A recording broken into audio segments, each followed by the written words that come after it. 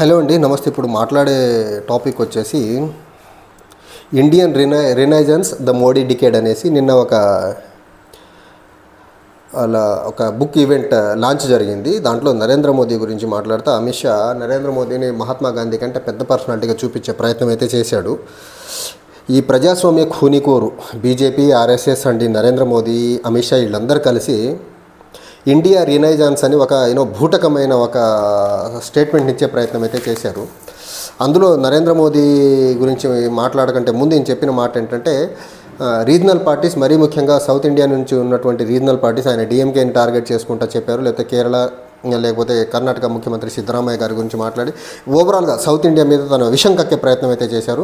South India నుంచి ఉన్నటువంటి regional parties దేశాన్ని విడగొట్టేదానికి కంకణం కట్టుకొని ఉన్నాయని ఒక విష ప్రచారాన్ని చూపించి నార్త్ ఇండియాలో వాళ్ళ పొలిటికల్ ప్రామినెన్స్ని కాపాడుకునే ఒక విషబీజాన్ని నాటే ప్రయత్నం అయితే నిన్న హోమ్ మినిస్టర్ అమిత్ షా చేసే ప్రయత్నం అయితే చేశారు. అయితే సౌత్ ఇండియాలో ఉన్నటువంటి పార్టీలు ఇంకెంతకాలం దేశాన్ని విడగొట్టే ప్రయత్నం చేశారని చెప్పే ప్రయత్నం చేశారు. ఈ దగాకోరు అమిత్ షాకి, ఈ ప్రజాస్వామ్యాన్ని ఖూనీ చేస్తున్నటువంటి నరేంద్ర మోదీ, అసలు వీళ్ళకు బుద్ధి బుర్ర అనేది ఒకటి ఉందా? దేశాన్ని కులాలుగా, మతాలుగా, ప్రాంతాలుగా విడగొట్టి పబ్బం గడుపుకుంటున్న వీళ్ళు, కులాల్లో కూడా సబ్ కులాలను కూడా విడగొట్టుకుంటూ రాజకీయ పబ్బం కట్టుకుంటున్న వీళ్ళు సౌత్ ఇండియాలో ఉన్నటువంటి రీజనల్ పార్టీస్ని దేశాన్ని విడగొట్టాలని ఇంకెంతకాలం ప్రయత్నం చేస్తారని చెప్పే ప్రయత్నం చేశాడు. నిజంగా అమిత్ షా ఈ బీజేపీ, ఆర్ఎస్ఎస్ అండి నరేంద్ర మోదీకి బుద్ధి బుర్ర ఉంటే సౌత్ ఇండియన్ రీజనల్ పార్టీస్తో పొత్తెందుకు పెట్టుకుంటున్నారు వీళ్ళు? నిజంగా సౌత్ ఇండియన్ రీజనల్ పార్టీస్లో ఒక దేశాన్ని విడగొట్టాలనే భావన ఉందంటే టీడీపీ సంఖ్య ఎందుకు నాగుతారు మీరు? జనసేన సంఖ్య ఎందుకు నాగుతున్నారు? తమిళనాడులో ఏఐడిఎంకే సంఖ్య ఎందుకు నాగుతున్నారు? కర్ణాటక నుంచి కుమారస్వామి సంఖ్య ఎందుకు నాగుతున్నారు మీరు? నిజంగా సౌత్ ఇండియన్ పార్టీస్ దేశాన్ని విడగొట్టాలనే ఒక ఆలోచన ఉన్నోళ్ళు అయితే బుద్ధుందా ఈ అమిత్ షాకి అసలు? అంటే ఈ సౌత్ ఇండియన్ పార్టీస్ని ఒక బూచిగా చూపించి నార్త్లో పొలిటికల్ కన్సల్టేషన్ కోసం ఈయన పన్నిన కుట్ర ఇది. అండ్ తర్వాత ఈయన చెప్పిన ఇంకొక దుర్మార్గమైన మాట ఏంటంటే, after Mahatma Gandhi, Narendra Modi was the only leader who have prioritised the cleanliness in India అని చెప్పే ప్రయత్నం చేశాడు. అంటే ఈ స్వచ్ఛ భారత్ గురించి మాట్లాడే ప్రయత్నం. అసలు బుద్ధి బుర్ర ఉందా? యూపీఏ ప్రభుత్వం 2009-2014 మధ్యకాలంలో ఈ క్లీన్లీనెస్ని ప్రమోట్ చేసేదానికి, ఓపెన్ డెఫికేషన్ని ఆపేదానికి, ఇండియా మొత్తాన్ని ఒక స్వచ్ఛ భారత్గా మార్చాలని ఒక నిర్మల గ్రామీణ భారత్ అభియాన్ అనే ఒక స్కీమ్ని ఇప్పుడు జయరాం రమేష్, కాంగ్రెస్ పార్టీలో ఉన్నటువంటి ఎంపీ, రాజ్యసభ ఎంపీ, ఆయన ఎన్విరాన్మెంట్ మినిస్టర్గా ఉన్న క్రమంలో ఆయన తీసుకొచ్చిన ప్రపోజల్ ఇది. నిర్మల గ్రామీణ భారత్ అభియాన్ అనే ఒక స్కీమ్ని పేరు మార్చి స్వచ్ఛ భారత్ చేశాడు ఈ దరిద్రుడు. దీన్ని ఒక కాంగ్రెస్ పార్టీ పెట్టిన స్కీమ్ పేరు మార్చేసి మహాత్మా గాంధీ తర్వాత నరేంద్ర మోదీ పూనుకున్నారని చెప్పారు. మరి జయరాం రమేష్ ఎక్కడికి వెళ్ళాలో? యూపీఏటీలో తీసుకొచ్చినటువంటి నిర్మల గ్రామీణ భారత్ అభియాన్ స్కీమ్ ఎక్కడికి వెళ్ళాలో? ఆ స్కీమ్ యొక్క ఆబ్జెక్టివ్ ఏంటో తెలుసా? ఆ స్కీమ్ పేరు మార్చేసి స్వచ్ఛ భారత్ అని పేరు పెట్టుకొని వీళ్ళు మహాత్మా గాంధీ తర్వాత నరేంద్ర మోదీ అని చెప్పే ప్రయత్నం అయితే చేస్తున్నారంటే, మహాత్మా గాంధీతో మోడీని పోల్చే ప్రయత్నం చేస్తున్నారంటే వీళ్ళు ఎంత దుర్మార్గంగా ఉన్నారో చూడండి. అసలు వీళ్ళు దుర్మార్గులు అసలు. తర్వాత ఈయన చెప్పిన ఇంకొక మాట, old leader started respecting Gandhiji only in the past 10 years అని చెప్పే ప్రయత్నం చేశాడు. అంటే ఈ బీజేపీ 2014లో అధికారంలో రాకముందు నరేంద్ర మోదీ మహాత్మా గాంధీని ఎవరు గౌరవించలేదా? Right from Martin Luther King దగ్గర నుంచి మొదలుకొని, నెల్సన్ మండేలా దగ్గర నుంచి మొదలుకొని, బారక్ ఒబామా వరకు ప్రపంచంలో ఉన్నటువంటి స్టాల్వార్ట్ లీడర్స్ అందరూ మహాత్మా గాంధీని రెస్పెక్ట్ చేశారు. అప్పుడు నరేంద్ర మోడీ ఎక్కడ ఈ సంఘ పరివార్ పని చేసుకుంటూ ఉన్నాడో కూడా తెలియదు. ఈ అమిత్ షా సమాజంలో విషం కక్కే పనులు, దేశాన్ని, రాష్ట్రాన్ని, మరి ముఖ్యంగా గుజరాత్ని కులాలుగా విడగొట్టే పనుల్లో నరేంద్ర మోదీ అండ్ అమిత్ షా బిజీగా ఉన్న క్రమంలో ప్రపంచ లీడర్స్ అండ్ వీళ్ళు పుట్టక ముందు కూడా, వీళ్ళు రాజకీయాల్లో వీళ్ళ జర్నీ బిగించేయకముందు నెల్సన్ మండేలా లాంటి వ్యక్తి సౌత్ ఆఫ్రికాలో నాన్ వైలెంట్ మూమెంట్ని చేసి అక్కడ ఉన్నటువంటి నల్ల జాతీయుల యొక్క హక్కులు సాధించి అక్కడ ప్రెసిడెంట్ అయ్యాడు అతను. వీళ్ళకి అసలు చరిత్ర ఎంత దారుణంగా వక్రీకరిస్తున్నారో చూడండి సంఘ పరివార్ ముఠా అంతా కలిసి. అంటే నరేంద్ర మోదీ రాకముందు గాంధీజీకి రెస్పెక్ట్ లేదా? గాంధీని రికగ్నైజ్ చేయలేదా? మార్టిన్ లూథర్ కింగ్ అమెరికాలో పోరాటం చేస్తున్నప్పుడు అసలు ఈ సంఘ పరివార్ ముఠా ఎక్కడుంది అసలు? వాళ్ళు గాంధీని ఇన్స్పిరేషన్ తీసుకున్నారు కదా. అండ్ వీళ్ళు పవర్లోకి రాకముందు 2014 కంటే ముందు ఒబామా అక్కడ అమెరికాకు ప్రెసిడెంట్ అయ్యాడు కదా, ఆయన కూడా చెప్పాడు గాంధీజీ ఇన్స్పిరేషన్ పర్సనాలిటీ అనేసి. అండ్ మన్మోహన్ సింగ్ టెన్యూర్లో ఆయన ఇండియా విజిట్ చేసినప్పుడు 123 అగ్రిమెంట్ గురించి, న్యూక్లియర్ డీల్ గురించి, గాంధీ గురించి ఎంత గొప్పగా మాట్లాడారు అతను. గాంధీ రాజ్ఘాట్ని కూడా సందర్శించారు కదా ఢిల్లీకి వచ్చినప్పుడు. వాళ్ళందరూ అప్పుడు గాంధీ గారిని గౌరవించినట్టు కదా, గుర్తించినట్టు కదా.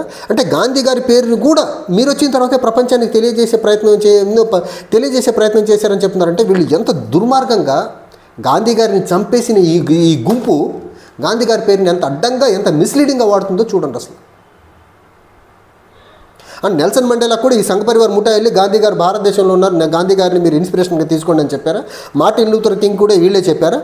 ఒబామా కూడా ఈ సంఘ పరివార్ ముఠాని వెళ్ళి మా దేశంలో గాంధీ గారు ఉన్నారు, గాంధీ గారిని ఇన్స్పిరేషన్ తీసుకోండి అని చెప్పారా? అయితే అప్పుడు అంటే గాంధీతో పోల్చే పరిస్థితికి దిగజారంటే నిజంగా బీజేపీ వాళ్ళు వీళ్ళు సమాజాన్ని ఇంత ఘోరంగా విచ్చలవిడిగా విడగొట్టుకుంటూ కుల మతాలుగా గాంధీ గారి పేరును వాడుకొని రాజకీయ పబ్బం గడుపుకోవాలని చూస్తున్నారంటే వీళ్ళు ఎంత దుర్మార్గంగా ఉన్నారో చూడండి. అంటే నేను ఇంకో మాట చెప్పాడు, గత 10 సంవత్సరాలుగా మోదీ రూల్ మొత్తాన్ని, మోదీ పరిపాలన మొత్తాన్ని గోల్డెన్ లెటర్స్లో రాసుకోవాలని చెప్పే ప్రయత్నం చేశారు. రైతుల్ని నెలల తడబడి రోడ్డు మీద కూర్చోబెట్టిన మీరు, మత సామరస్యాన్ని అడ్డగోలుగా మంటగొల్పిన మీరు, దేశంలో కుల మతాలుగా ప్రజల్ని విచ్చలవిడిగా విడగొడుతున్న మీరు, మణిపూర్లో మంటల్ని చల్లార్చని మీరు, దేశంలో 45 సంవత్సరాల హైయెస్ట్ రేట్ ఆఫ్ అన్ఎంప్లాయ్మెంట్ పెంచిన మీరు, దేశంలో ఫెడరల్ స్ట్రక్చర్ మొత్తాన్ని విధ్వంసం చేస్తున్న మీరు, దేశంలో వివిధ రాష్ట్రాల్లో ఉన్నటువంటి ప్రాంతీయ పార్టీలని అడ్డగోలుగా కొనుక్కుంటున్న మీరు, ప్రాంతీయ పార్టీలో ఉన్నటువంటి అవినీతి లీడర్లందరినీ బీజేపీలో చేర్చుకొని బీజేపీ పార్టీని అడ్డంగా బలోపేతం చేసుకుంటున్న మీరు, దేశంలో ఉన్నటువంటి investigating agencies like ED, income tax, CBI ఈ వ్యవస్థలు మొత్తాన్ని సొంతానికి వాడుకుంటున్న మీరు, ఇంత దరిద్రమైన పరిపాలన, ఇంత అప్రజాస్వామికమైన పరిపాలన చేస్తా ప్రజాస్వామ్యం మొత్తాన్ని ఖూనీ చేసుకుంటాం కదా 10 సంవత్సరాలు. ఈ నరేంద్ర మోదీ పరిపాలనని గోల్డెన్ బంగారు అక్షరాలతో రాసుకోవాలని చెప్పే ప్రయత్నం చేస్తున్నాడంటే బంగారు అక్షరాలు దేశాన్ని విధ్వంసం చేస్తున్నందుకు మీరు గత 10 సంవత్సరాల పరిపాలనని గోల్డెన్ లెటర్స్లో రాయాలి. విధ్వంస పరిపాలన బేస్ చేసుకొని ప్రజాస్వామ్యాన్ని ఖూనీ చేస్తున్నందుకు మీ పోకడలు మొత్తాన్ని గోల్డెన్ లెటర్స్లో రాయాలి. ప్రజాస్వామ్యాన్ని ఏ రకంగా గౌరవించండి మీరు, గాంధీ ఐడియల్స్ని ఏ రకంగా గౌరవించండి మీరు, గాంధీ గారిని పొట్టను పెట్టుకున్న మీరు గాంధీ గారి పేరెత్తుతున్నారంటే ఇంతకంటే నిసిగ్గు రాజకీయాలు ఎక్కడైనా ప్రపంచంలో ఎక్కడ ఉండవు. ఆఖరికి నాకు తెలిసి ప్రపంచంలో అత్యంత ఎక్స్ట్రీమిస్ట్గా పిలువబడే టెర్రరిస్టులు అయినటువంటి తాలిబాన్లు కూడా ఆ పని చేయరేమో అనిపిస్తుంది. అంత దిగజారి ఎవరినైతే చంపేశారో ఆయన్నే రాజకీయంగా వాడుకొని గత ప్రభుత్వాలు పెట్టినటువంటి పేర్లు మార్చుకుంటూ ముందుకెళ్ళే వీళ్ళు వ్యవస్థలను మొత్తాన్ని బీజేపీ రాజకీయంగా బలోపేతమయ్యేదానికి వాడుకునే వీళ్ళు గత 10 సంవత్సరాలు Modi Indian renaissance the Modi rule అని చెప్పే ప్రయత్నం చేస్తున్నారు, ద మోడీ డికేడ్ అని చెప్పే ప్రయత్నం చేస్తున్నారంటే ఎంత హిస్టరీని ఎంత దారుణంగా డిస్టార్ట్ చేస్తున్నారో చూడండి వీళ్ళు. నిర్మల్ గ్రామీణ భారత్ అభియాన్ స్కీమ్ని పేరు మార్చి స్వచ్ఛ భారత్గా మార్చుకొని క్లీన్లీనెస్ గాంధీ తర్వాత మోదీ అని చెప్పే ప్రయత్నం చేస్తున్నారంటే అసలు వీళ్ళు ఎంత దుర్మార్గంగా హిస్టరీని, గవర్నమెంట్ ఆఫ్ ఇండియా యొక్క పాత స్కీమ్స్ని ఎంత ఘోరంగా డిస్టార్ట్ చేస్తున్నారో చూడండి వీళ్ళు.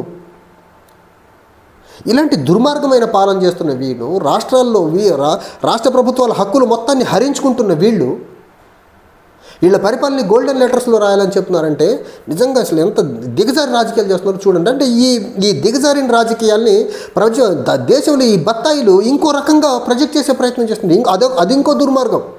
దేశానికి పట్టిన దరిద్రం సంఘ పరివారి బీజేపీ అయితే ఆ దరిద్రాన్ని పెంచి పోషిస్తుంది ఈ బత్తాయి బ్యాచ్. ఈ బత్తాయి బ్యాచ్లు మైండ్లో మార్పులు రాకుండా దేశం మాత్రం ఖచ్చితంగా ఆర్థికంగా విధ్వంసం అవ్వడం క్లియర్. ఇంకా దాంట్లో ఎలాంటి డౌట్ లేదు. అండ్ దేశంలో ప్రజాస్వామ్య పోకడలు మొత్తం పోయి రాచరిక పోకడలు రావడం కూడా అంతే క్లియర్గా కనిపిస్తూ ఉంది. ఈ రకంగా ఈ హిస్టరీని ఈ రకంగా డిస్టార్ట్ చేసుకుంటూ ముందుకెళ్ళి వీళ్ళు ఖచ్చితంగా చరిత్రని, దేశ ప్రజాస్వామ్యాన్ని, దేశంలో ఉన్నటువంటి మత సామరస్యాలు మొత్తాన్ని మంటగొల్పేసేసి దేశాన్ని ఒక ఆటవిక రాజ్యం దిశగా నడిపించే ప్రయత్నంలో భాగంగానే ఈ ఆర్ఎస్ఎస్ బీజేపీలు పనిచేస్తున్నాయి అనేది మాత్రం చాలా క్లియర్గా అర్థమవుతుంది. అసలు ఎంత దుర్మార్గం. Indian renaissance the Modi rule అని ఒక బుక్కే రాపిచ్చారంటే మోదీ చేసిన దుర్మార్గాలన్నింటినీ సక్రమంగా పుస్తకంలో చూపించే ప్రయత్నం చేస్తున్నారు వీళ్ళు. ఇప్పుడు చూడాలి ఇలాంటి పోకడలు ఇంకెన్ని చూడాల్సి వస్తుందో ఈ 5 సంవత్సరాల కాలంలో అనేది. Thank you.